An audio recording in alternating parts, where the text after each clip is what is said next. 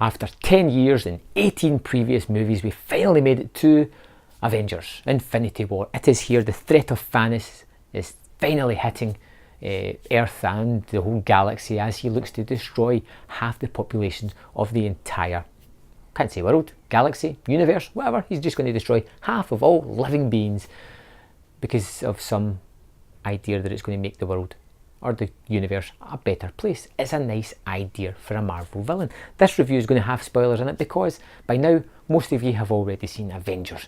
I liked Thanos because he's probably the best baddie that we've had. I like the idea of him wanting to destroy all this humanity because his world was dying and he had a chance to save it, and he feels that by doing the hard thing, the thing that nobody wants to do, it is going to make the universe a better place and allow for civilization to continue to expand and grow.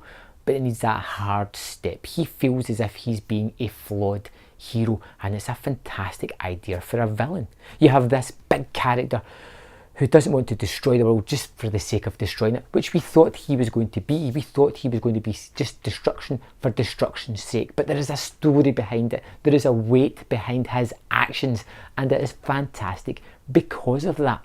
The movie is propulsive. It moves at a blistering pace with action set piece after action set piece after action set piece, and it opens up with a huge statement by killing Loki and Heimdall and having the Hulk get his ass kicked. This is saying that this guy is a threat. He is a person not to be taken lightly. He can handle himself. Nobody's been able to handle the Hulk.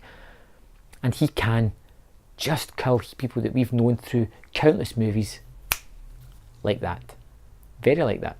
We have the usual heroes here. We've got all the Marvel Universe almost. There are some characters that are missing throughout this, and I'm hoping that they'll make an appearance in the second part to this story, and it is very much a two-parter, but I would akin this most to a kind of Empire Strikes Back. It has that melancholy feeling at the end of it, a bittersweet ending for Thanos at the end of the movie. All the way through it, we have these other characters who all get screen time. They all get to shine in certain ways. And of course the story is tied together by Tony Stark. He seems to be the patriarchal figure of Marvel, and I did expect him to die during this movie, and I can't say that I'm not disappointed that he didn't.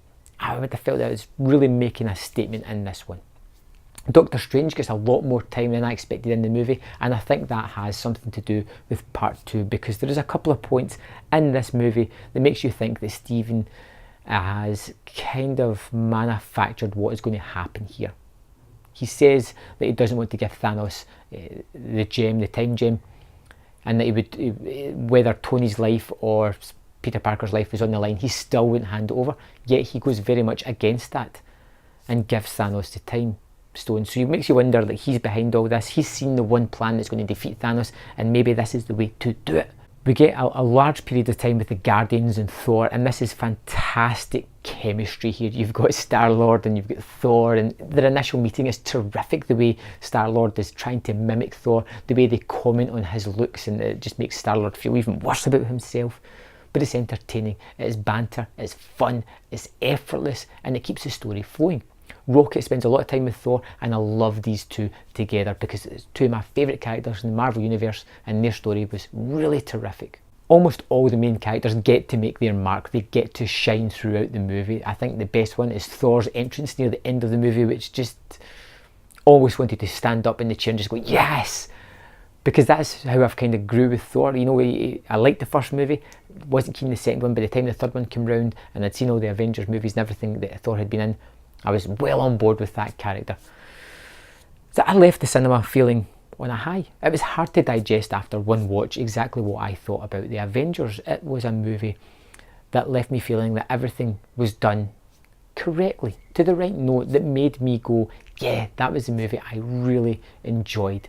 And I hummed and I thought about it, and I was like, honestly, how could I give this anything less than 5 out of 5? It accomplished so much with the amount of characters that it had in it, by giving them all the time they needed to shine, by creating a story that just never stopped, but it still gave you a lot of information, a lot of comedic beats, and a lot of just interesting moments, or moments that will last in the memory. It did terrifically well. The humour lands. We get all the characters almost together. It was just fantastic. It's well done. It's as good a movie as I could have hoped it to be. I can't wait to rewatch it to see where it's going to land on my Marvel scale of movies, but I had a lot of fun with Avengers, as I'm sure you did. I'd love to know if you had anything that you didn't like about it, or what was your favourite moment. Let me know in the comment box below, and I will see you next time on Man vs Film.